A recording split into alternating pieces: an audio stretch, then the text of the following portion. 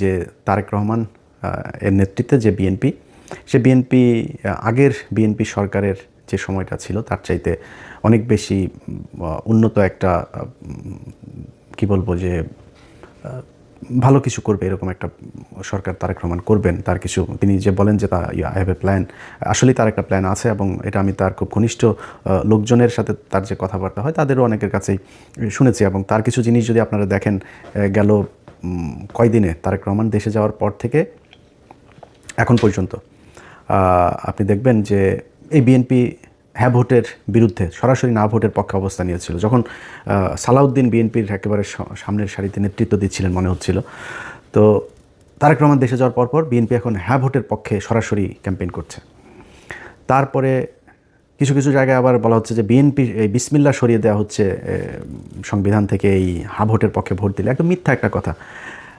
সংবিধানের যেসব অনুচ্ছেদগুলো পরিবর্তন করতে চায়, সংস্কার করতে চায়, একমাত্র সেই অনুচ্ছেদগুলো নিয়ে কথা বলা হচ্ছে।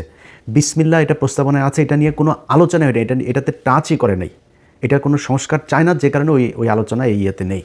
তো এটাকে বোঝানো হচ্ছে যেহেতু এই সংস্কারের এই জায়গায় নেই, সংস্কার এই জায়গায় থাকবে না, তো পুরো সংবিধান তো সংস্কার করা হচ্ছে না, সংবিধান তো আর বাতিল করে দেওয়া হচ্ছে না, সংবিধান এই সংশোধন করার একটা বিল আনার পক্ষে কাজ করছে। তো সেখানে যেগুলো যেগুলো সংশোধন করা দরকার সেটার ব্যাপারে আলোচনা হয়েছে। যেহেতু সংস্কারের মধ্যে বিসমিল্লাটা নাই, এটারে মানুষের মধ্যে শোনানো হচ্ছে যে বিসমিল্লা থাকবে, বিসমিল্লা থাকবে, বিসমিল্লার হাতই দেওয়া হবে না, ওইখানে আছে যেইভাবে আছে সেইভাবেই, যে অনুচ্ছেদ পরিবর্তন হবে সেটা নিয়ে শুধু আলোচনা হবে। তো এরকম বিএনপি তারেক রহমান দেশে যাওয়ার পর থেকে হ্যাঁ ভোটের পক্ষে এখন ক্যাম্পেইন শুরু করেছে।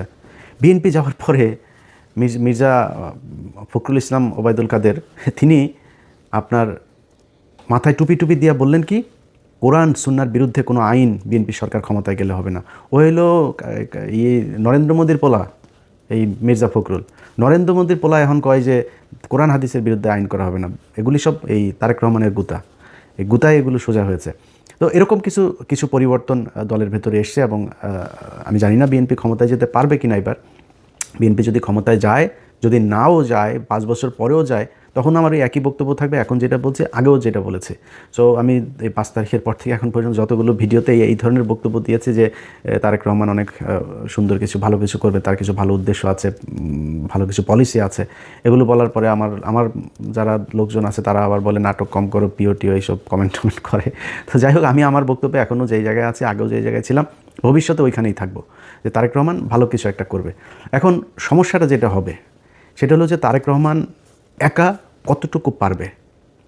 এই তারেক রহমান দেশে যাওয়ার মানে দেশে আসার আগ মুহূর্ত পর্যন্ত আপনারা দেখেছেন যে বিএনপির কথাবার্তা কত কিছু।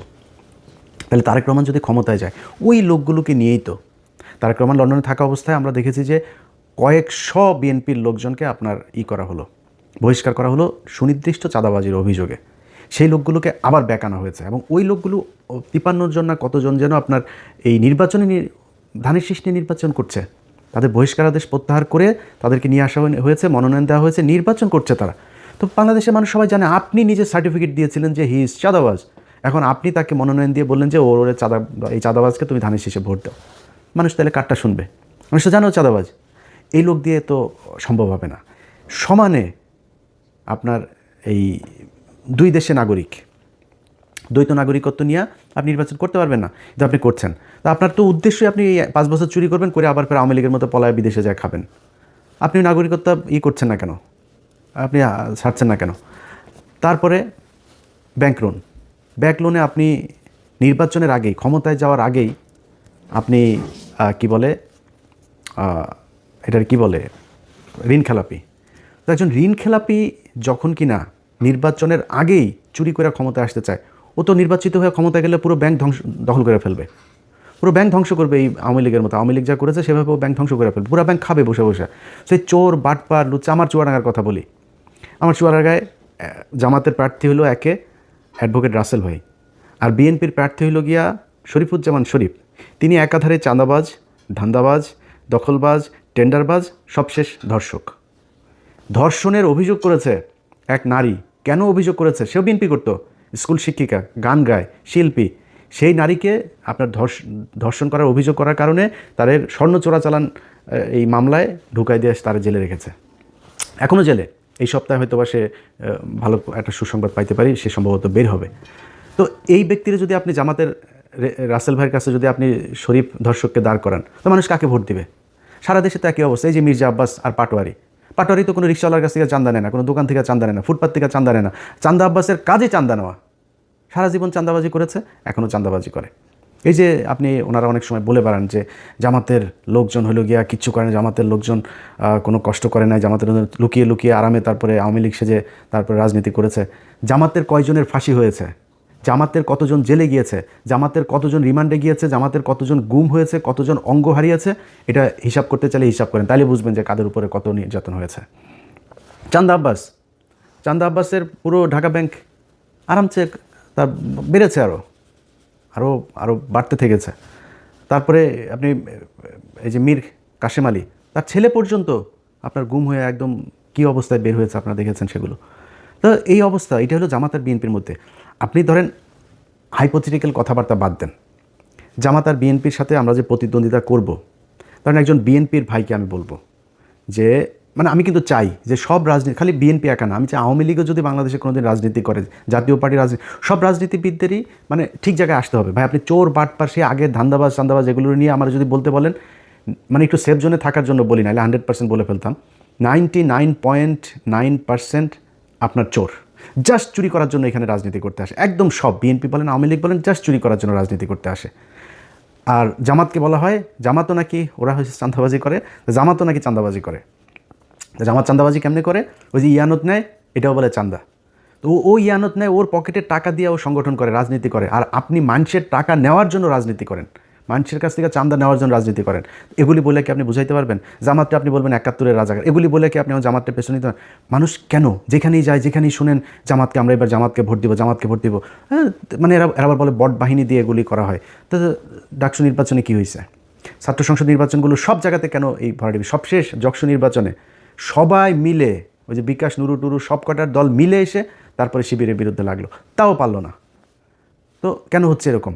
এটা এমনি আপনার কি মনে হয় জাহাঙ্গীরনগর বিশ্ববিদ্যালয়, ঢাকা বিশ্ববিদ্যালয়, সব বিশ্ববিদ্যালয়গুলোতে সবাই শিবির করে এখন, সবাই জামাতে যোগ দিয়েছে? নো। কি করেছে? তাদের এই সাধারণ মানুষ যারা, সাধারণ ভোটার যারা, তারা দেখেছে যে ছাত্র দলের চরিত্র আর ছাত্র শিবিরের চরিত্র, না, এটা তো আকাশ পাতাল পার্থক্য। আমরা তো যা শুনি সব মিথ্যা কথা। এটাকে বলা হয় এরা হইল গিয়া এই 71-এ ওর মারে এটা করেছে, ওর বোনের এটা করেছে, খুঁজে পায় না। সারা বাংলাদেশে যে মেজর আখতারুজ্জামান, তিনি এদিন একটা কথা বলেছেন যে ভাই 71-এ জামাতে ইসলামের সংগঠনের সব মিলায় লোক ছিল না 300 জন, তারা 64 জেলায় একদম সংগঠন করে, এই যে রাজাকার বলা হয়, রাজাকার জিনিসটাই তো মানে বিকৃতভাবে উপস্থাপন করা হয়েছে। রাজাকার ছিল পাকিস্তানি বাহিনীরা, এই যে ব্রিজ কালভার্ট যেগুলো ভেঙে দিচ্ছিল মুক্তিযোদ্ধারা, এগুলো রক্ষণাবেক্ষণের জন্য তাদের ইউনিফর্ম ছিল চৌকিদারদের মতো।